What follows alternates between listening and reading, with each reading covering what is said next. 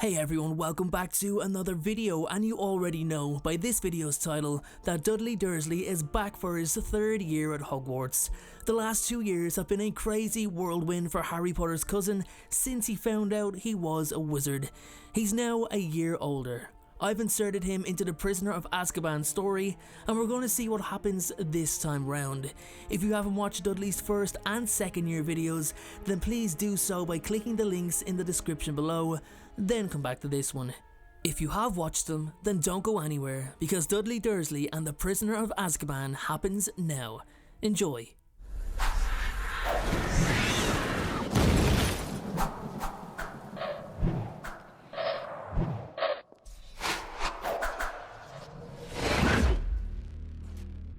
Welcome back guys, it's year 3, let's do this. So, Dudley and Harry are just about over the events of what happened during their second year at Hogwarts. Well, I won't exactly say over what happened because it was pretty traumatic if I'm honest, but they are getting on with things. However, Vernon and Petunia are not. Vernon in particular is furious at what happened. The thoughts of his son having his life drained, moments away from death. He's trying to figure out some way to sue the ministry or make someone pay for what happened. He's threatening to get Dumbledore fired. Harry tries to explain to his uncle that there has never been a wizard like Voldemort before. He's done things with magic nobody has ever imagined or seen, and going to school at Hogwarts is a risk. That's the risk of practicing magic. Vernon continues to rant and calls Dumbledore an incompetent idiot. Harry then reminds him of what happened the last time he insulted the Hogwarts headmaster, to which Vernon responds with a distasteful look. He warns Harry and Dudley that things better remain quiet this summer and no trouble will be brought upon their doorstep. Petunia, on the other hand, isn't angry. She's been relatively quiet, trying to process the fact that Dudley was almost killed. It has quite a negative effect on her, and she doesn't know how she's going to cope with him going back again this time round. Aunt Marge's visit goes exactly as it did in the original timeline. She insults Harry, starts to blow up, Dudley gets a button to the head, Marge floats out the window, and it's a pretty hilarious scene if you ask me. Vernon is once again having a meltdown. He's a right mind not to let either of the boys go back to Hogwarts with yet another catastrophe happening, his sister floating away down the street for the whole world to see. Dudley arrogantly says that he'll gladly defend Hogwarts from any attack, just like he did last year. Harry looks at his cousin in disgust and can't believe the words that actually came out of his mouth after everything that happened between them last year. Squaring up to Dudley, wand in hand, he tells him that he's no idea how lucky he is to be able to go to Hogwarts. It's a privilege and should be treated as such. Harry goes on to say that Dudley is nothing but a fraud, trying to claim responsibility for saving the school. He reminds Dudley that they once knew a wizard who took credit for other wizards' work, and things didn't turn out too well for him.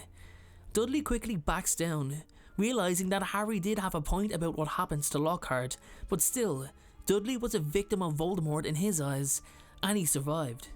Harry can't take any more of the strain that the Dursleys put on his life. He packs his things as he originally did, leaves the house, and gets picked up by the night bus, which takes him to the Leaky Cauldron. Back at Privet Drive, Dudley admits that maybe he shouldn't have gone on how he did. Harry did save him after all. Petunia interrupts and tells him that's nonsense. She commends him for standing up to Harry and not letting him hog the spotlight all the time. Maturity beyond your years, my boy. Maturity beyond your years. Dudley and Harry next see each other at King's Cross Station. A crude look from his aunt tells Harry everything he needs to know, while his uncle just gives him a nod that Harry doesn't know what to think of. It was almost like a watch over Dudley nod, if that's what a nod could give off.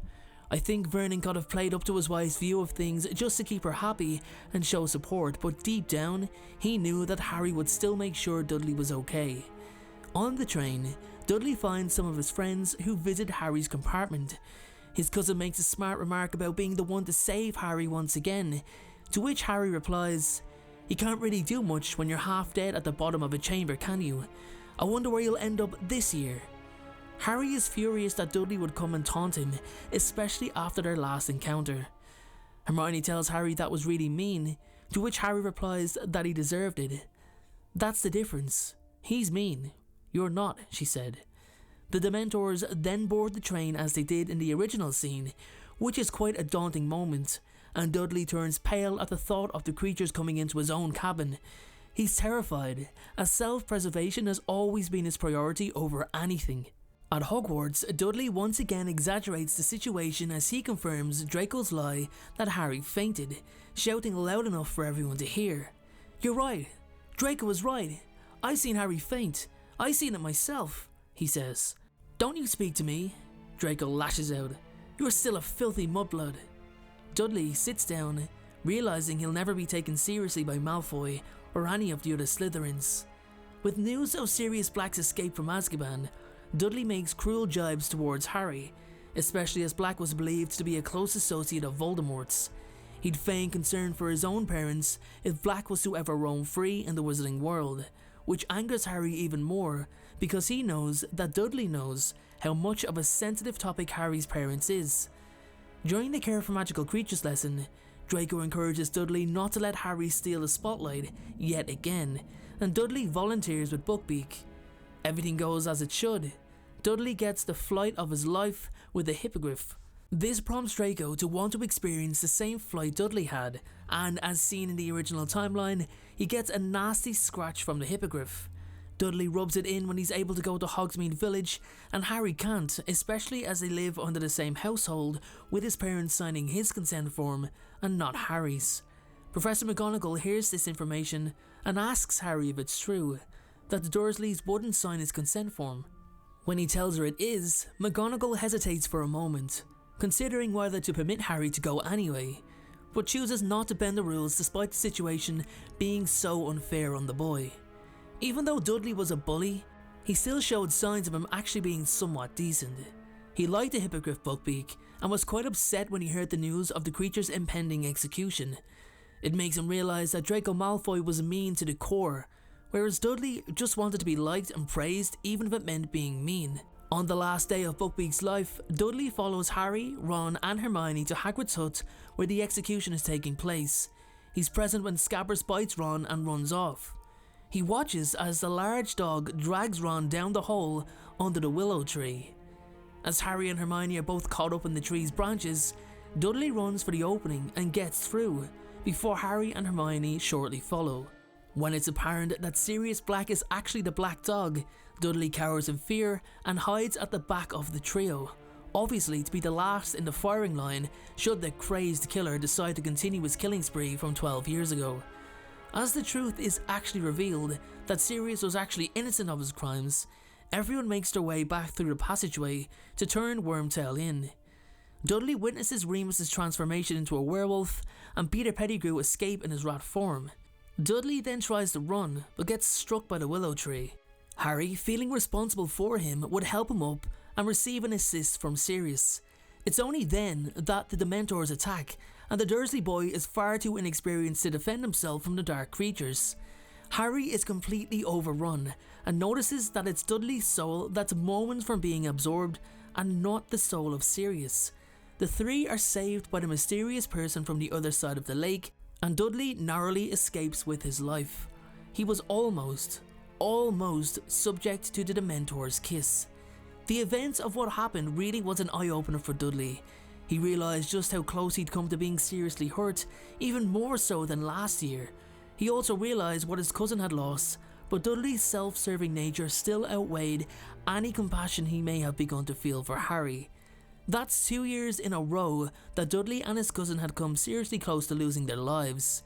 Harry makes Dudley swear that he will not open his mouth about Remus or Sirius, and for once, Dudley actually complies without objection. At the end of the year, they head back to Privet Drive with less of a mind to tell Petunia and Vernon the full scale of events. And with that being said, that is all for Dudley Dursley's 3rd year at Hogwarts, everyone. Thank you so much for watching, I truly appreciate it.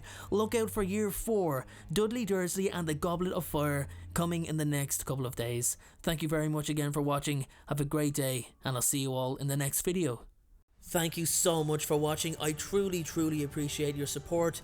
Everyone, notifications of uploads are more important than ever, so please, if you haven't already, turn those notifications on to make sure you're notified the moment my video goes live. Making videos is what I love to do, it's my dream and my passion. However, it does cost time and money to produce this content, so if you have $1 to spare to support me on Patreon in exchange for some exclusive unseen content, then you can click the Patreon link below or at the end of this video. Please only support me if you can afford it. And make sure to follow me on Instagram at InstaDeanJ and on Twitter at PotterFolklore. Check out my other videos appearing on screen, and please make sure, most importantly, to hit that subscribe button. Thanks again everyone, and please have a great day.